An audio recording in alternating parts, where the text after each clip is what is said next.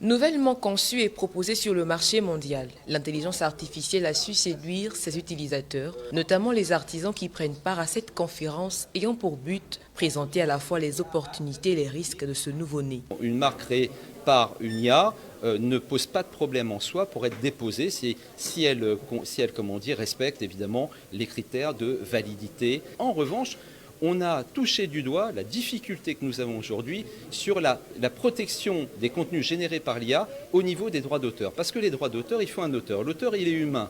Et l'IA n'est pas humaine. Il est impératif de préciser aux artistes qu'ils protègent, qu'ils gardent leur effort créatif et qu'ils n'utilisent pas nécessairement l'intelligence artificielle pour l'élaboration de leur œuvre. Parce que l'effort créatif à ce niveau est très important. Et ça pose évidemment des problèmes d'éthique. Par cet acte, l'Agence gabonaise de la propriété industrielle sensibilise ses partenaires pour des résultats optimaux dans leurs activités.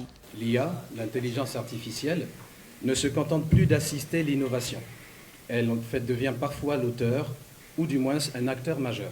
Face à cette réalité nouvelle, les institutions de propriété intellectuelle comme l'OGAPI sont appelées à s'interroger, à s'adapter et à anticiper. Il faudra vraiment s'activer pour qu'en Afrique, nous puissions trouver une réglementation, un cadre juridique qui pourra encadrer l'IA. L'IA, instrument à double tranchant, devait être, selon le conférencier, utilisé avec prudence pour limiter les dégâts tels que la perte de compétences internes pour ces derniers.